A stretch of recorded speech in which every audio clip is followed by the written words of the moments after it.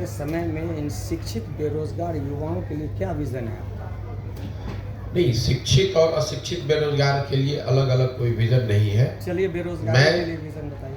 मैं यहाँ जो बता रहा हूँ कि बिहार में रोजगार क्यों नहीं है, पहले ये समझिए। समझाइए। बिहार में लोगों को ऐसा लगता है कि सरकारी नौकरी के जरिए रोजगार मिल सकता है।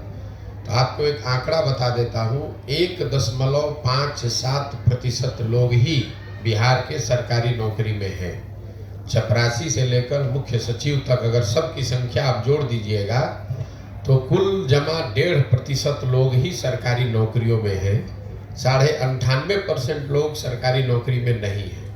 तो निश्चित तौर पर सरकारी नौकरियों के जरिए तो लोगों को रोजगार मुहैया नहीं कराया जा सकता है। ये आंकड़े आज के हैं। बिहार में रोजगार क्यों नहीं है? रोजगार दो वजह से नहीं है। एक, यहाँ की शिक्षा व्यवस्था अच्छी नहीं है, और दूसरा, रोजगार के लिए लोगों के पास पूंजी पैसा नहीं है।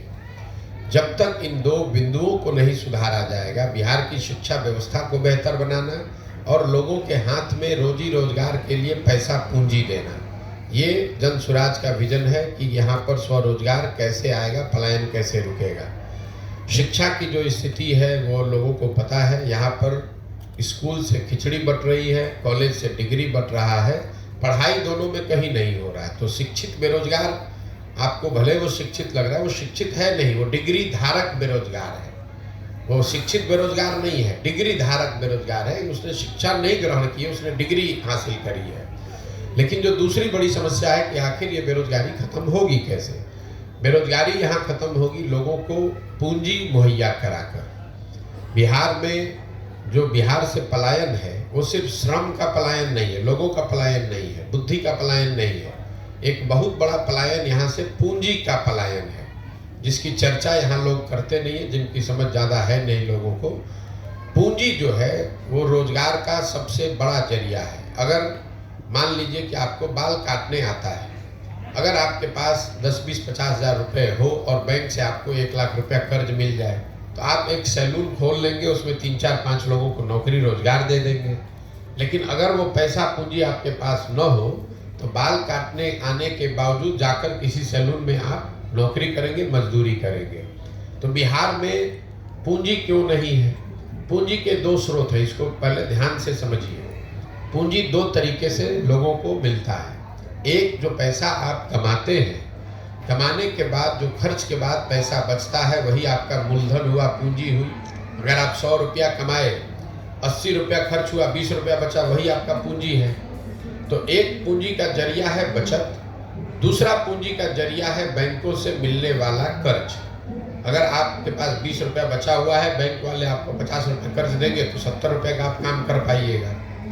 तो बिहार में बचत इसलिए नहीं है कि यहाँ प्रति व्यक्ति आय है 35,000 रुपया। देश में प्रति व्यक्ति आय है 1,35,000 रुपया। तो 35,000 रुपया कमाने वाले समाज में इस महंगाई के ज़माने में बचत तो इतनी बड़ी हो नहीं सकती है कि आपके पास पूंजी आ जाए। दूसरा, जो बैंकों में पैसा जमा हो रहा है, बैंक यहाँ लोगों को पूंजी दे नहीं रहे, ऋण लोन दे नहीं रहे। इसका उदाहरण आप समझिए। देश में बैंकों के ऋण को नापने के लिए एक पैमाना है जिसको कहते हैं क्रेडिट डिपॉजिट रेशियो।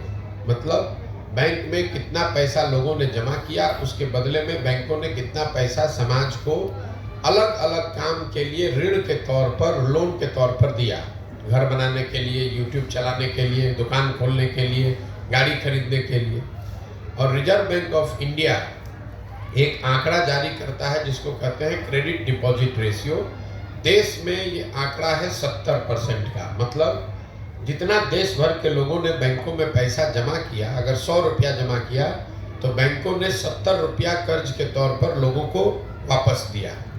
बिहार में सीडी रेशियो है 40%। 1990 में जब लालू जी मुख्यमंत्री बने तो बिहार में सीडी रेशियो था 40। लालू जी के 15 साल के शासनकाल में सीडी रेशियो घट के हो गया 28। और अभी 18 साल के नीतीश के प्रयास के बावजूद भी ये अभी भी 40 ही है। इसका असर क्या होता है ये समझिए। पिछले वर्ष, ये हेडलाइन नोट कर लीजिए, पिछले वर्ष बिहार की गरीब जनता ने बैंकों में 4,21,000 करोड़ रुपया जमा किया। 4,21,000 करोड़ रुपया बिहार में लोगों ने बैंकों में जमा किया। बैंकों ने 40% के सीडी रेशियो के हिसाब से कर्ज के तौर पर 1,61,000 करोड़ रुपया लोगों को दिया। बाकी पैसा 1,02,80,000 करोड़ कहाँ गया? ये पैसा चला गया दूसरे राज्यों में जहाँ पर उद्योग धंधे लग रहे हैं, जहाँ स्वरोजगार है, जहाँ तरक्की है, जहाँ व्यापार है। 1990 से लेकर पिछले वित्तीय वर्ष में कुल जमा 1990 से अगर आप जोड़ेंगे 32 साल में बिहार के बैंकों ने 26,20,000 करोड़ रुपया, बिहार के लोगों का रुपया, ये बाहर के उद्योगपति का पैसा नहीं है, ये सरकार का बजट का पैसा नहीं है, बिहार के लोगों के बचत की हुई राशि 26,20,000 करोड़ रुपया बैंकों ने यहाँ से ट्रांसफर कर दिया दूसरे राज्यों में जहाँ पर तरक्की है, व्यापार है, रोजगार है। आप जरा अंदाजा लगाइए कि अगर 26 लाख करोड़ रुपया बिहार के बैंकों ने यहाँ के लोगों को ऋण के तौर पर भी दिया होता तो कितने ज़्यादा लोगों ने यहाँ घर बनाया होता, कितने ज़्यादा लोगों ने गाड़ियाँ खरीदी होती, कितने ज़्यादा लोगों ने स्वरोजगार का कोई ना कोई शुरुआत करी होगी। तो बिहार, और ऐसा नहीं है कि ये बैंकों की मनमर्जी है कि वो कितना पैसा ऋण दें, ये उनकी वैधानिक जिम्मेवारी है कि कम से कम 70% पैसा जो जमा होता है वो उनको ऋण के तौर पर देना ही देना है। और उस कमिटी को चेयर करते हैं मुख्यमंत्री राज्य के। ये भी नहीं है कि बैंक अपना जो चाहे वो कर ले, मुख्यमंत्री उस कमिटी के चेयरमैन हैं, जिसमें यह तय किया जाता है कि बैंकों को 70% पैसा कर्ज के तौर पर लोगों को देना है। लेकिन बिहार में जैसे मुख्यमंत्री की बात पदाधिकारी नहीं सुन रहा है, अफसर नहीं सुन रहे हैं, उसी तरह से बैंक वाले भी उनकी बात नहीं सुन रहे हैं। और दूसरी दिक्कत यह है कि यहाँ के नेताओं को या समाज में इस बात की ज़्यादा समझ है ही नहीं। तो आपको लगता है कि वो चीनी मिल चालू हो जाएगा तो उद्योग लग, उससे रोजगार मिलेगा। एक चीनी मिल लगेगा, उसको लगाने का खर्चा आएगा 10,000 करोड़ मान लीजिए, उसमें 2-4-5,000 आदमी को नौकरी मिलेगा। लेकिन अगर 1 लाख करोड़ रुपया अलग अलग लोगों को ऋण के तौर पर मिल जाए तो उससे कितना रोजगार सृजित होगा, कितने लोग बिजनेस व्यापार करेंगे। तो जन सुराज का विजन ये है कि यहाँ पर शिक्षा को रोजगार पाने वाला बनाया जाए, लोगों को डिग्री नहीं बांटा जाए, लोगों को शिक्षित किया जाए और फिर उनको पूंजी मुहैया कराया जाए बैंकों के जरिए, ताकि लोग अपने क्षमता के अनुसार, अपनी इच्छा के अनुसार कुछ न कुछ रोजगार कर सकें। उससे उनकी आर्थिक तरक्की होगी और उसी से बिहार का विकास होगा। जब तक शिक्षा और पूंजी ये 2 चीज मुहैया नहीं होगी तब तक सरकार के किसी भी प्रयास से बिहार में गरीबी खत्म नहीं हो सकती है। आपके कहने के अनुसार डिग्री मिला, लोगों में ज्ञान नहीं है। बिल्कुल नहीं, यहाँ की हमारे कहने के अनुसार नहीं। यहाँ आपको आप उससे अगर इत्तेफाक नहीं रखते यहाँ की शिक्षा व्यवस्था जो है बिहार की, उसको कैसे संचालित किया जाए? शिक्षा व्यवस्था फिर वही बात है, हर चीज को आप लोग 2020 मैच के तौर पर देखते हैं। यही यहाँ के नेताओं का भी हालत है। शिक्षा व्यवस्था कैसे सुधरेगा, शिक्षा व्यवस्था क्यों बिगड़ा है पहले इसको समझिए। इसलिए नहीं शिक्षा व्यवस्था बिगड़ गई है, लोग कहते हैं कि स्कूल से खिचड़ी बट रहा है इसलिए शिक्षा व्यवस्था खराब है। अगर खिचड़ी बटने से शिक्षा व्यवस्था खराब होती तो कॉलेज में तो खिचड़ी नहीं बट रहा है, 8वीं क्लास से ऊपर के स्कूलों में तो खिचड़ी नहीं बट रही है, वहाँ शिक्षा व्यवस्था क्यों खराब है? कुछ लोग कहते हैं कि नियोजित शिक्षक गुणवत्ता उनकी खराब है इसलिए शिक्षा व्यवस्था खराब है।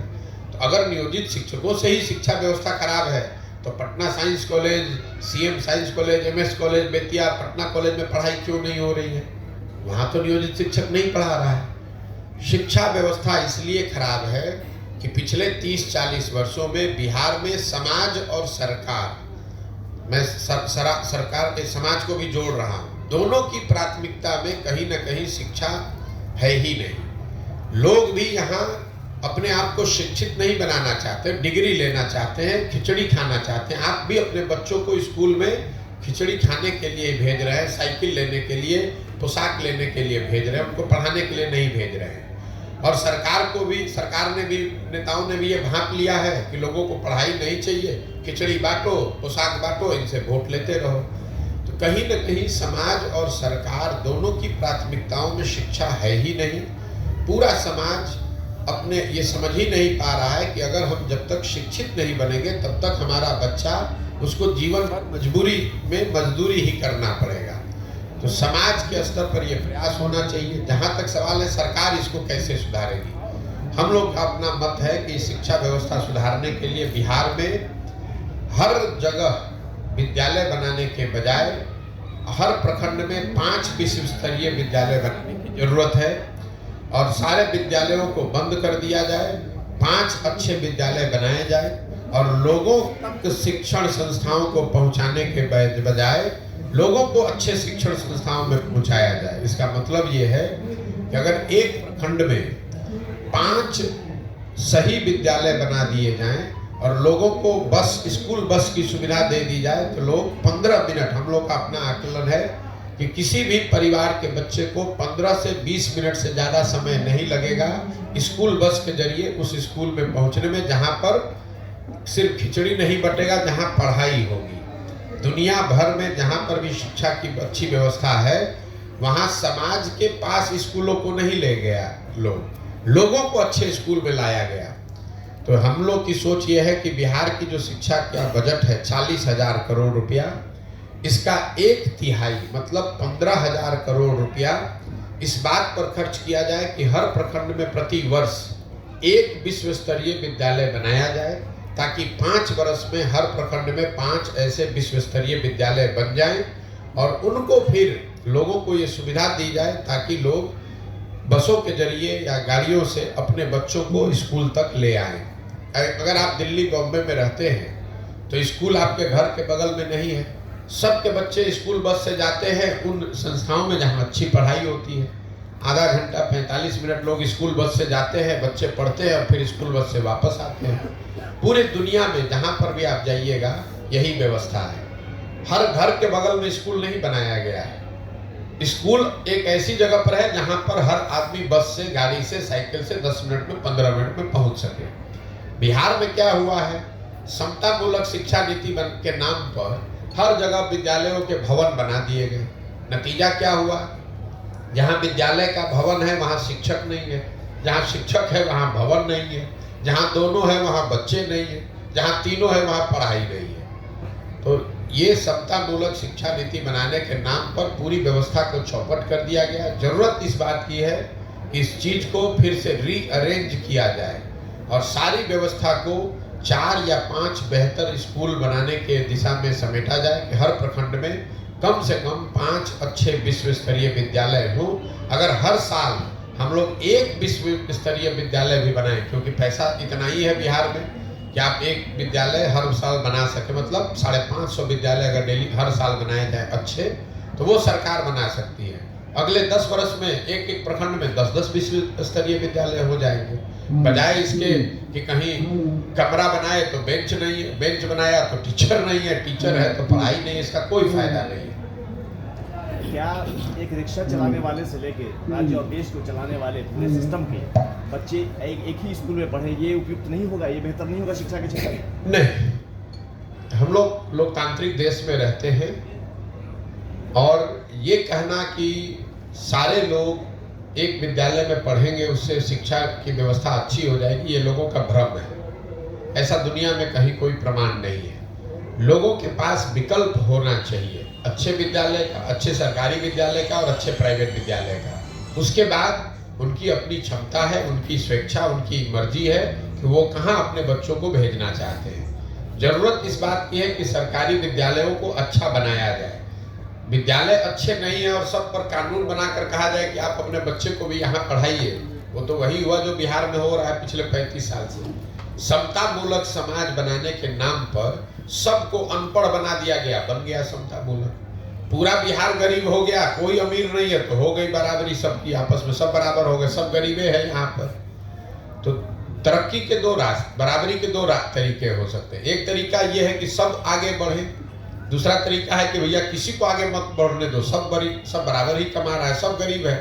तो आप जो बात बता रहे हैं वो दूसरा तरीका है जो सही नहीं है कि विद्यालय बने चाहे न बने, लोग को लगता है कि वहां पर सारे अफसर के बच्चे पढ़ने लगेंगे तो विद्यालय सुधर जाएगा। नहीं सुधरेगा। विद्यालय अच्छा बने, उसके बाद लोगों की स्वतंत्रता है। जो अगर विद्यालय अच्छा होगा तो लोग वहाँ जरूर पढ़ने आएंगे। जो सरकारी कॉलेज हैं, आप जो बात कर रहे हैं, दिल्ली में अगर मान लीजिए कि सेंट स्टीफेंस है या हिंदू कॉलेज है, पटना में भी पहले साइंस कॉलेज था, पटना कॉलेज था, तो वहाँ पर तो बड़े से बड़ा अफसर भी अपने बच्चे को पढ़ाना चाहता था। उसके लिए कोई कानून थोड़े ना बनाया गया था, क्योंकि सबको मालूम है कि साइंस कॉलेज में हमारा बच्चा पढ़ेगा तो वहाँ अच्छी पढ़ाई होती है। तो बहुत बड़े आदमी का बच्चा भी प्राइवेट स्कूल में 12वीं नहीं करने जाता था, वो साइंस कॉलेज में पढ़ने जाता था। तो वो कानून बनाने से चीज़ें ठीक नहीं हो सकती हैं, आपको व्यवस्था सुधारने की जरूरत है। एक और सवाल है कि आपने तो कई राजनीतिक दल के लोगों का काम करके काम बना दिया है, और अब आपके दिमाग में इस तरह की बात आई है, जो मिशन है आपका, और ये अच्छी बात है, इसकी सराहना अधिक हो रही है, कई तरह की टिप्पणियां भी हो रही हैं उसके पीछे। वो हर पीछे की बात मैं नहीं पूछना पड़ता, ये पूछना चाहता हूँ कि ये बात आपके दिमाग में आई कैसे, और बिहार की ज़मीन को आपने बहुत अच्छे से देखा है, और अब तो आपका यात्रा भी बहुत लंबा हो चुका है। बिहार के लोग कितने दिनों में आपकी बात को समझ पाएंगे, आपको क्या लग रहा है? देखिए, ये आपको ऐसा लगता है कि मैं पहले कुछ दूसरा काम करता था, अब दूसरा कर रहा हूँ। मेरे अपने नज़रिए से मेरे काम में कोई फर्क नहीं है। फर्क बस इतना है कि पहले मैं दलों को, नेताओं को सुझाव देता था, सलाह देता था, मदद करता था कि कैसे वो अपने आप को व्यवस्थित करें, कैसे चुनाव का प्रचार करें, कैसे जनता तक अपनी बात पहुंचाएं, रखें और वो चुनाव जीतें। काम मैं वही कर रहा हूँ, सिर्फ दलों और नेताओं के बजाय अब ये सुझाव और सलाह हम बिहार की जनता को दे रहे हैं। बिहार की जनता को ये बता रहे हैं कि आप किन मुद्दों पर वोट दीजिए, कैसे आप आपस में संगठित होकर दल बना सकते हैं, कैसे आपको किसी के पीछे चलने की जरूरत नहीं है, आप अपने और अपने बच्चों के लिए बेहतर व्यवस्था बना सकते हैं। और पहले मैं दलों की मदद कर रहा था, अब इनकी मदद कर रहा हूँ। आपने पूछा कितने दिनों में बिहार के लोगों को समझ में आ जाएगा। मुझे इसका कोई इल्म नहीं है और ना मुझे उसके लिए कोई घबराहट है। आप देख रहे हैं पदयात्रा जो मेरी चल रही है, इसमें कोई किलोमीटर फिक्स नहीं है। इसमें ये नहीं फिक्स है कि हमको 6 महीना में इसको कर लेना है, झंडा गाड़ के फिर खड़े हो जाना है। हमें बिहार के जहां तक हो सके जनमानस तक अपनी बात को पहुंचाना है, उनको समझाना है, उनसे जाकर मिलना है, समझना है और उनको संगठित करने का ये प्रयास है। करने में 2 बरस भी लग सकता है, 3 बरस भी लग सकता है। इसके बाद जनता समझेगी कि नहीं समझेगी, ये निर्णय तो आप लोग को देखना करना है। जब मैं चल रहा हूँ पैदल तो मैंने कोई दल नहीं बनाया है, मैं कोई वोट नहीं मांग रहा हूँ, मैं कोई लोगों की मदद नहीं कर रहा हूँ। लेकिन जो लोग हजारों की संख्या में सुबह से शाम तक मिलने आते हैं, हम रात में 12 बजे 1 बजे तक लोगों से मिल रहे हैं, सुबह से शुरू करते हैं। तो आखिर कुछ लोगों को तो जरूर कुछ समझ में आ रहा होगा, तभी लोग आ रहे हैं। हम तो जाति की बात नहीं कर रहे हैं, हम हिंदू मुसलमान की बात नहीं कर रहे हैं, हम नाली गली सड़क की बात नहीं कर रहे हैं। हम अपने भाषणों में, अपने संवाद में तो मैं लोगों को ये बता रहा हूँ कि भाई तुमसे गलती क्या हो रही है। इसके बावजूद लोग मानते हैं और कहते हैं कि नहीं भैया जो बात आप बता रहे हैं वो ठीक है, आप ये प्रयास कीजिए, आपसे हम लोग जुड़े हुए हैं। समय लग सकता है, इसमें कोई दो मत नहीं है। आखिर जब 70-75 साल में कोई व्यवस्था बिगड़ी है तो 7 दिन में तो ठीक होगी नहीं। दूसरा जो ये तरीका है लोगों को जाकर बताने का, तो पूरा बिहार में हम जाकर पहले लोगों को बताएंगे, तभी तो ये समझ में आएगा कि लोगों को बात समझ में आई कि नहीं आई।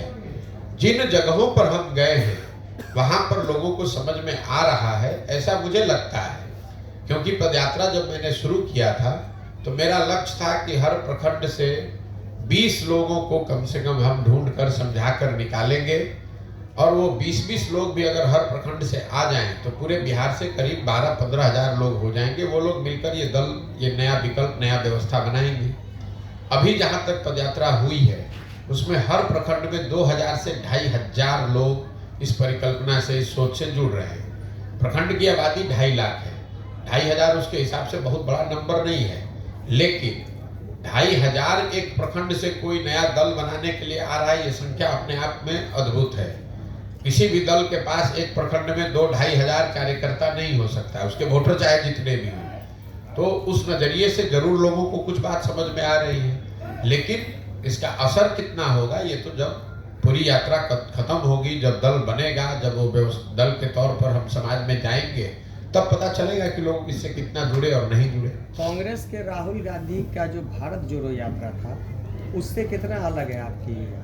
भाई राहुल गांधी बहुत बड़े आदमी हैं, वो कांग्रेस पार्टी के लिए पदयात्रा कर रहे थे। अपने लिए पदयात्रा कर रहे थे भारत को और 6 महीने, ठीक बात है, 6 महीने में उन्होंने पूरे भारत की यात्रा करी। हम बहुत छोटे आदमी हैं, हमारे पास दल भी नहीं है और हम 15 महीना से पैदल चल रहे हैं और हम कुल जमा 12 जिले में 40-45% बिहार ही घूम पाए। तो निश्चित तौर पर फर्क है। राहुल गांधी जी रोड पर चलते हैं, हम लोग गाँव में चलते हैं। राहुल गांधी जी ने एक तय सीमा में उन्होंने उस यात्रा को पूरी की। हमारे पास कोई समय सीमा ही नहीं, हम बेरोजगार बैठे हुए हैं तो 2-4-5 वर्ष भी घूमेंगे, हमें कोई दिक्कत नहीं है। उनके पास बहुत सारे काम हैं, पूरा देश उनको देखना है, तो 6 महीना ही समय निकाले तो उनके लिए बहुत है। मुझे ऐसा लगता है कि बिहार को के बेहतरी के लिए मुझे 2 साल लगे, 3 साल लगे, मुझे जमीन पर उतरकर गांव-गांव जाकर जो काम मैं कर रहा हूं वो करूं। दूसरा क्या कर रहा है उससे हमें कोई लेना देना नहीं। सर, 2014 से जो देश की राजनीति में उपजा है जाति धर्म, आप पद यात्रा चला रहे हैं, बिहार के लोगों को जागरूक कर रहे हैं, विकास पे चुनाव लड़िए, अपने लिए चुनाव लड़िए, अपने बच्चों के लिए वोट दीजिए।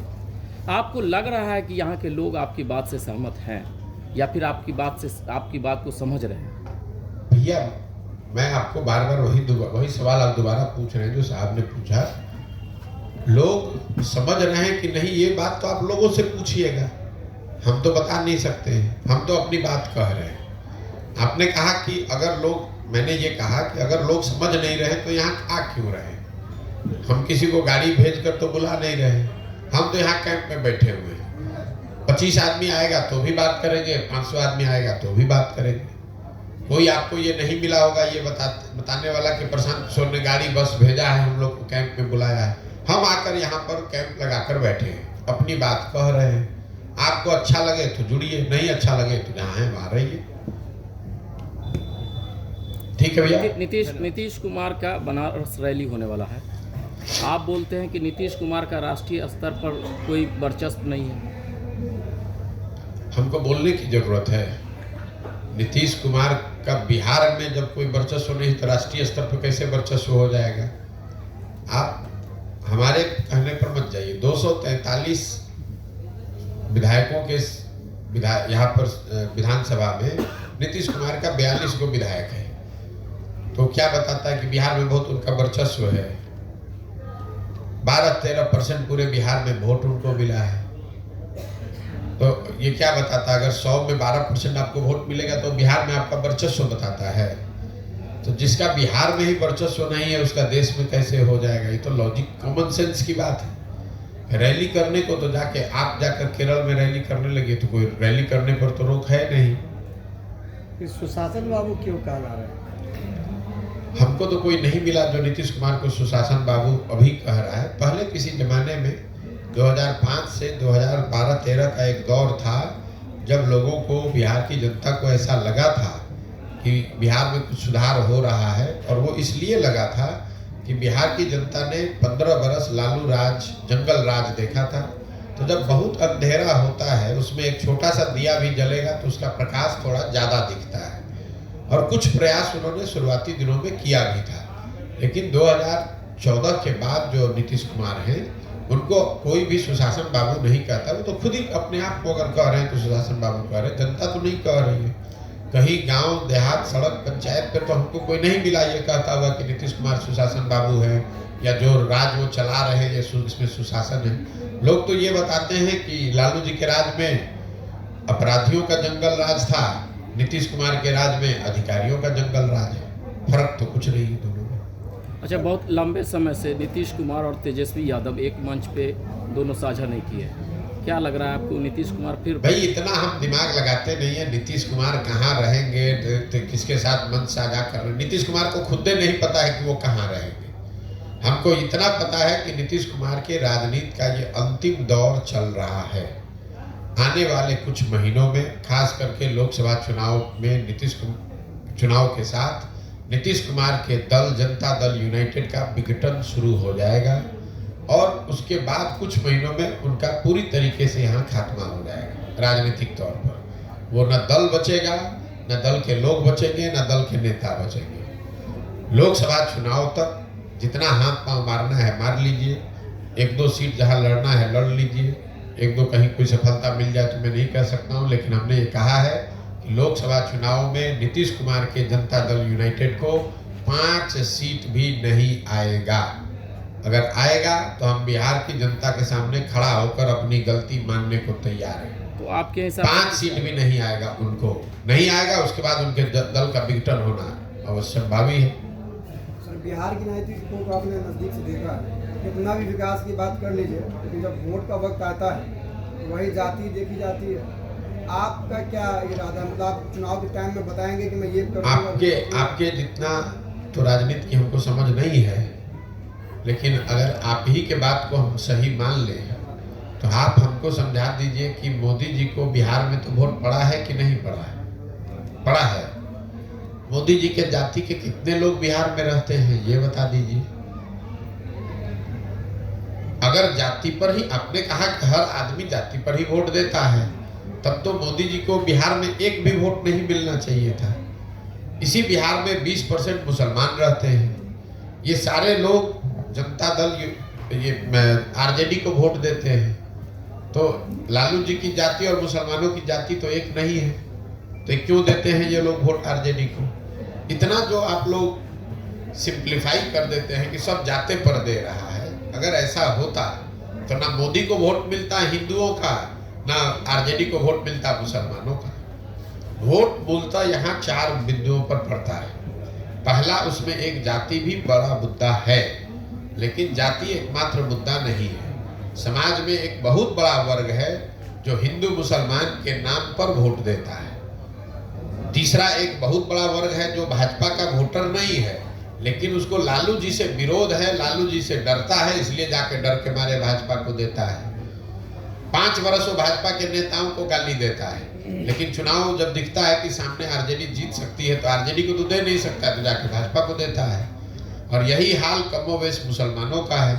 ये आरजेडी के वोटर नहीं है, ना जाति के आधार पर ना धर्म के आधार पर। इनको लगता है कि भाई भाजपा को तो हम दे नहीं सकते हैं, तो हम किसको देंगे? एक आरजेडी बचा, उसको आरजेडी को वोट देते हैं। तो जो मजबूरी का वोट है उसको आप जाति का वोट ना बताएं।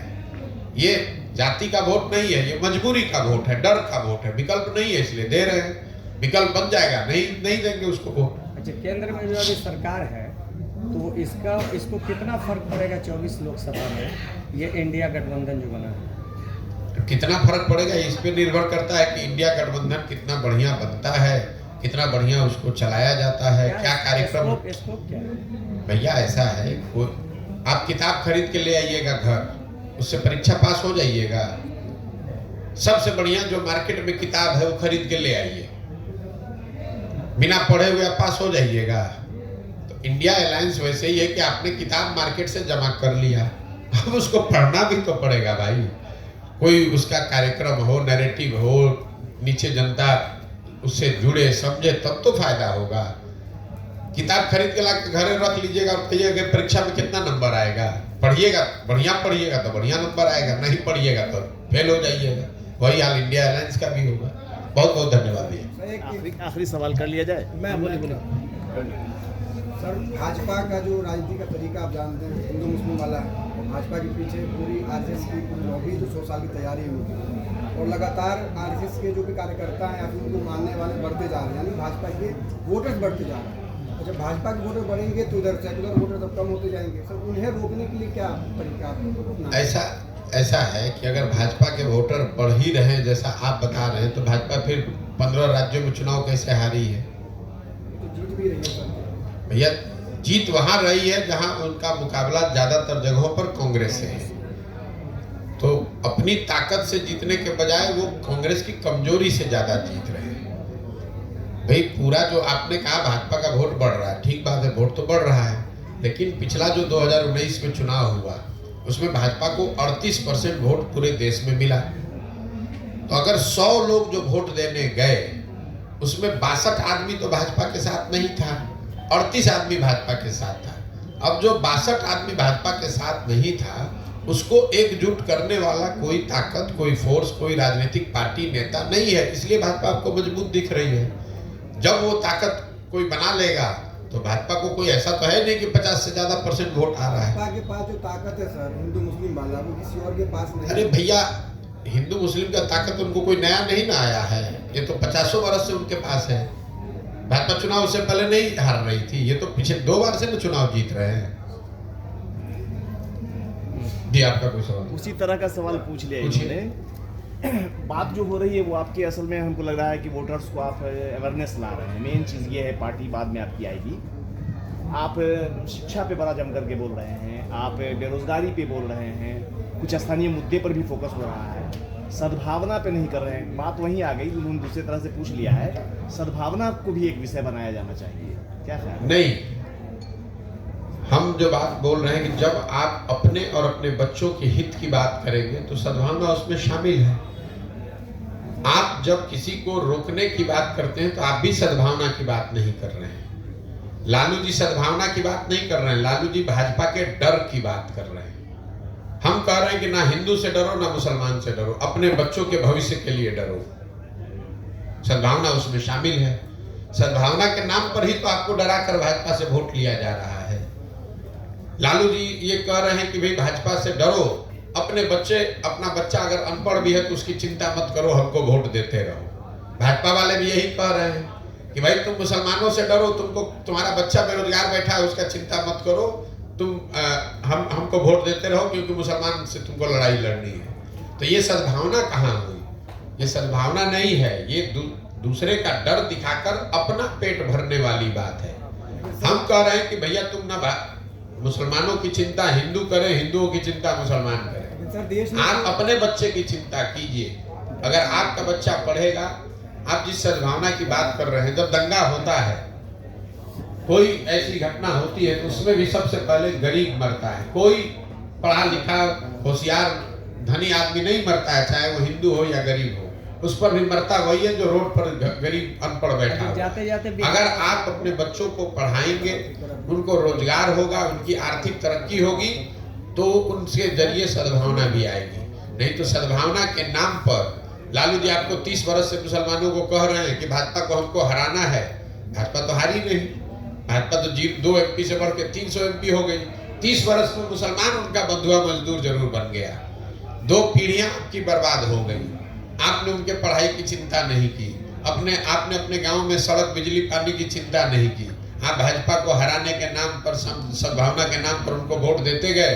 उनके बच्चे बड़े हो गए, लालू जी बड़े हो गए, वो राजा बन गए, और आपके बच्चे धारावी में जाकर मजदूरी कर रहे हैं, गुलामी कर रहे हैं। तो अगर ऐसी सद्भावना की राजनीति आप चाहते हैं तो नहीं, मेरा उससे सरोकार नहीं है। मैं वो वैसी सद्भावना की राजनीति नहीं करना चाहता हूँ। मैं शिक्षा और रोजगार की राजनीति करना चाहता हूँ। मैं बिहार में तरक्की की बात करना चाहता हूँ। हिंदू मुसलमान अगड़ा पिछड़ा की बात नहीं कर रहा हूँ। ये बहुत लोग आरक्षण की बात करते हैं। मैंने अभी आपको आंकड़ा दिया, 1.5% लोग ही सरकारी नौकरी में हैं। तो चाहे आप आरक्षण 40 कर दीजिए कि 100 में 100 कर दीजिए, फिर भी 98.5% आदमी को तो कुछ उसका लाभ नहीं मिलना है। तो ये तो लोगों को बेवकूफ बनाने की बात है। भाई अगर 1.5% आदमी को ही सरकारी नौकरी है तो उसी में तो आरक्षण आप दिया है आपने। जो समाज का बड़ा वर्ग है उसके पास तो कुछ मिला ही नहीं, इसीलिए तो जो गरीब और पिछड़े। नहीं तो अगर आरक्षण से ये सब सुधरना होता तो सारे पिछड़े समाज के लोग अभी अच्छे हो गए होते पिछले 30 वर्ष में। क्यों नहीं है? इसलिए कि 1.5% के लिए जगह ही है, तो 1.5 में तो लीजिएगा, आधा ले लीजिए या 80% ले लीजिए। 98.5% जो गरीब आदमी है वो किसी जाति का हो, उसको तो सरकारी नौकरी मिलनी ही नहीं है। सर एक सवाल है, ये आरोप वाला सवाल है सर, क्योंकि जेडीयू या फिर आरजेडी की अगर बात करें, कोई पार्टी अगर अलग चुनाव लड़ती है उन लोगों से हटके, तो वो आरोप लगाते हैं बीजेपी की बी टीम में। आप पे भी लग रही है, एक MIM पार्टी है सर, उस पर भी लगती है। चलिए भाई देखिए, ऐसा है कि बिहार में इन तीनों दलों को मुफ्तखोरी की आदत लग गई है। अब आरजेडी को बिना कुछ काम किए हुए मुसलमानों का एक मुश्त 20% वोट मिल जाता है, तो क्यों चाहेंगे कि मुसलमानों के पास कोई विकल्प हो जाए ताकि उनके काम का वो आकलन होना शुरू हो जाए। वही हाल भाजपा का है। भाजपा को यहाँ वोटें मिला टोटल 19%। आप लोग भाजपा को इतना बड़ा दल बताते हैं जैसे लगता है कि पूरा बिहार में भाजपा है। पिछला विधानसभा चुनाव में भाजपा को 19.6% वोट मिला है बिहार में, सिर्फ 19.6%। नोट करके रखिए इसको। आप ऐसे बता रहे हैं जैसे बिहार का हर आदमी भाजपा को वोट दे रहा है। भाजपा को वोट वो मजबूरी में दे रहा है, सामने लालू है, लालू के जंगल राज से उसको डर लगता है तो जाके डर के मारे भाजपा को वोट दे देता है। देश में उसको कोई दूसरा विकल्प दिख नहीं रहा है तो दिखता है भैया ये लालू के दादर से तो अच्छा है, चलो मोदी को ही दे दो, इसलिए वोट मिल रहा तीसरे है। विकल्प के रूप में आप हो सकते हम कोई तीसरा विकल्प नहीं, एक ही विकल्प है जो शिक्षा, रोजगार और तरक्की का विकल्प है, वो जनता का विकल्प है। वो विकल्प बनाने का प्रयास कर रहे हैं। जब विकल्प बनेगा तो आप देखिएगा ये दोनों का दोनों कट के साथ हो जाएगा। लोग इतना त्रस्त है बिहार में, चाहे भाजपा हो, जदयू हो, आरजेडी हो, लोग इतना त्रस्त है। कौन नहीं चाहता है कि उसके बच्चे को अच्छी पढ़ाई मिले। आप देश में सबसे गरीब पिछड़े हैं, आपके घर के सारे लोग पूरे जीवन मजदूरी करते हैं, किसको अपना जिंदगी नहीं बदलना है। बहुत बहुत धन्यवाद।